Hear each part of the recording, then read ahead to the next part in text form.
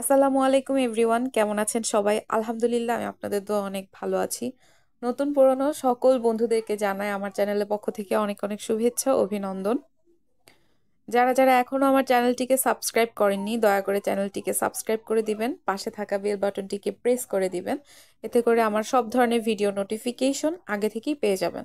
আজকের ভিডিওটি যদি ভালো লেগে থাকে, লাইক কমেন্ট শেয়ার করতে একদমই ভুলবেন না। আজকে খুব স্পেশাল একটা রেসিপি নিয়ে হাজির হলাম। কম বেশি সবাই খুব পছন্দ করে। আর যারা যারা পছন্দ করে না, এইভাবে যদি একটু রান্না করে দেন, সেও আঙুল চেটে পুটে খেতে বাধ্য। তো কথা কম বলি, এবার চলুন রেসিপিতে যাই। নিয়েছি একদম ফ্রেশ ভুঁড়ি, গরুর ভুঁড়ি, কেউ বলে পাতুলি, কেউ বা বলে বট। তো এখানে দেখুন, আমি সব বটগুলো ভালোভাবে ধুয়ে পরিষ্কার করে নিয়েছি। চুলায় পাতিল বসিয়ে দিয়েছি, গরম হয়ে গেলে পর তেলটা দিয়ে দিব। তো অনেক স্পেশাল করে মশলা কষিয়ে ভুনা ভুনা করে আজকে বটটা রান্না করা হবে। দেখতে থাকুন, একদমই স্কিপ করবেন না, পুরো ভিডিওটা দেখুন। আশা করি আপনাদের খুব ভালো লাগবে। আর এইভাবে গরুর বট রান্না করে দেখবেন, যে খায় না সে একবার হলেও দেখে মুখে দিয়ে টেস্ট করে বলবে ওয়াও। তো যাই হোক, প্রথমে গরম মশলা নিয়ে নিলাম। তেলটা গরম হয়ে যাবে পর সব গরম মশলা একসাথে দিয়ে দিব। খুব সুন্দর একটা স্মেল বের হবে। গরম মশলাটা প্রথমে একটু হালকা নেড়েচেড়ে ভেজে নিয়ে এর সাথে দিয়ে দিব 1 কাপ পরিমাণ পেঁয়াজ কুচি। তো প্রথমেই এইগুলো ভালোভাবে নেড়ে নিচ্ছি। এবারে দিয়ে দিব পেঁয়াজ। পেঁয়াজটাকে একটু খুব ভালোভাবে এই একই সাথে ভেজে নিব লাল করে। কার কার কাছে ভুঁড়ি খেতে খুব ভালো লাগে অবশ্যই জানাবেন। আর এখানে গ্রেট করে দেওয়া রসুন দিয়ে দিচ্ছি। আপনারা চাইলে এই মিক্সারে মিক্সড করেও দিতে পারেন বা বাটা যাই হোক দিলে দিতে পারেন। আমি গ্রেট করে নিয়েছি, এতে করে কিন্তু ভুঁড়িটার গ্রেভিটা খুব সুন্দর হবে, একটু ঝুরা ঝুরা পেঁয়াজের সাথে, মানে অসাধারণ। আর দিয়ে দিলাম বাটা মশলা, আদা রসুন এগুলো আর কি, দিয়ে শুকনা শুকনা করে ভাজা ভাজা করে নিব। তারপরে আমি এর সাথে গুঁড়ো মশলাটা অ্যাড করব। তো দেখুন, আমার পেঁয়াজটা কিন্তু খুব সুন্দর সফট হয়ে গেছে।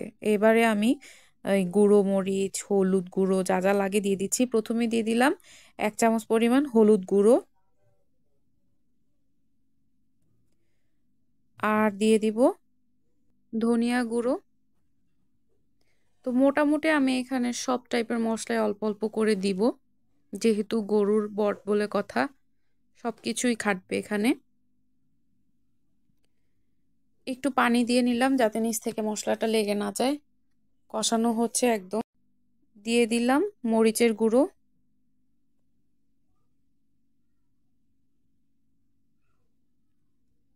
স্বাদ মতো লবণ,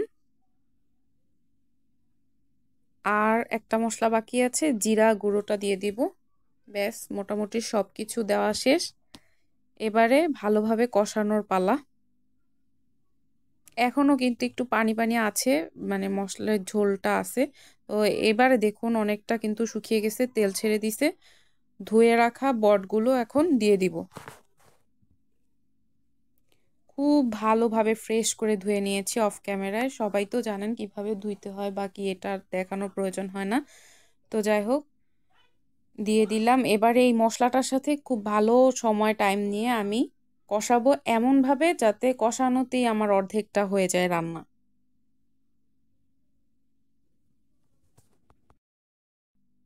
এবারে আমার দেওয়া হয়ে গেছে সবগুলো, জাস্ট মিক্সড করে নেওয়ার পালা মশলার সাথে। তো দেখবেন কি, এই ভুঁড়িটা যে দিয়েছি না, একটু পর নাড়তে নাড়তে এখান থেকে এক্সট্রা পানি বের হয়ে যাবে। অলরেডি দেখুন কতটা ঝোল বের হয়ে এসেছে। এগুলো কিন্তু আগে ধুয়ে তারপর সিদ্ধ করা ভুঁড়িটা আমার। তো এখন জাস্ট রান্নার প্রসেসিংটা আপনাদেরকে দেখাচ্ছি। দেখুন কতটা ঝোল বের হয়েছে। আর আস্তে আস্তে আমি টাইম নিয়ে রান্না করছি, এটাকে একদম শুকনা শুকনা করে ফেলবো, ভুনা ভুনা। এইভাবে ভুঁড়ি রান্না করলে সবাই খুব পছন্দ করবে। আর ইনশাল্লাহ এই ভুঁড়ি রান্নাটা দিয়ে ভাত খেতে নিবেন, আর কোনো তরকারি রান্নার দরকার নাই। তো সময়ের ব্যবধানে দেখুন একদম শুকনা শুকনা হয়ে এসেছে, পানিটা কিন্তু অনেকটা কমে এসেছে। এবারে আমি বাগার দিয়ে নিব এখানে। তো কড়াই গরম হয়ে গেছে, দিয়ে দিচ্ছি মাস্টার্ড অয়েল, আর দিয়ে দিব পেঁয়াজ কুচি, রসুন কুচি।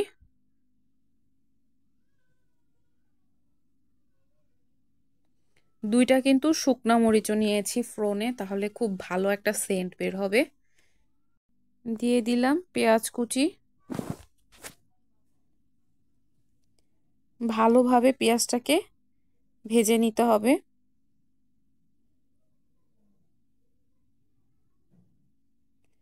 ভাজা ভাজা করে তুলে নিয়ে তারপর আমি কিন্তু বাগারটা দিয়ে দিব।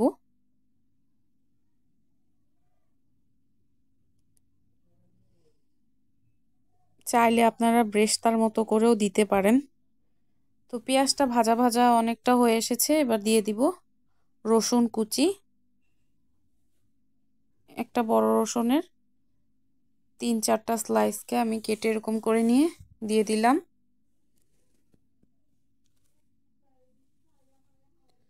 রসুন ও পেঁয়াজের সাথে একই সাথে লাল করে একটু ভেজে নিচ্ছি।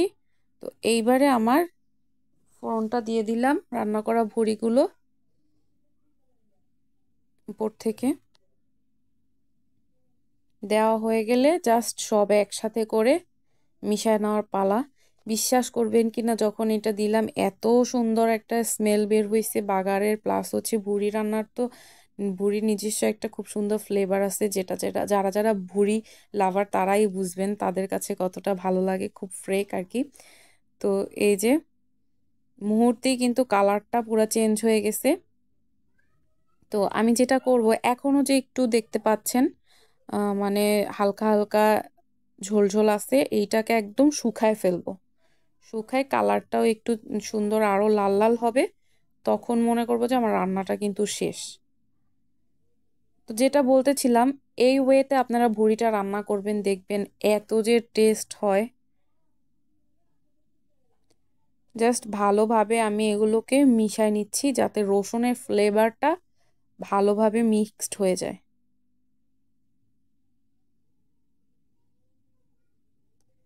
রান্না কিন্তু খুবই সিম্পল, জাস্ট বোঝার মানে এক একজনের রান্না এক এক রকম আর কি। তো এই যে অনেক না শুকনো শুকনো হয়ে আসছে।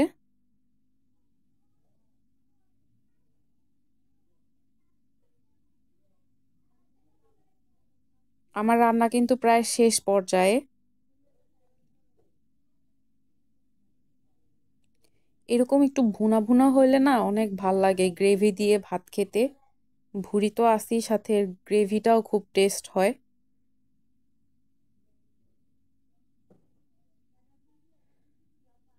তো এবারে কিন্তু এগুলো উঠায় নেওয়ার পালা। আর রান্না করতে হবে না, আমার কমপ্লিট হয়ে গেছে রান্নাটা। দেখুন কালারটা কি সুন্দর হয়েছে মাশাল্লাহ। দেখতে যেমন, খেতেও অনেক লোভনীয়, মাসালাদার একটা ভুড়ি রান্না হয়েছে। আজকের মতো এখানেই শেষ করছি। আল্লাহ হাফেজ।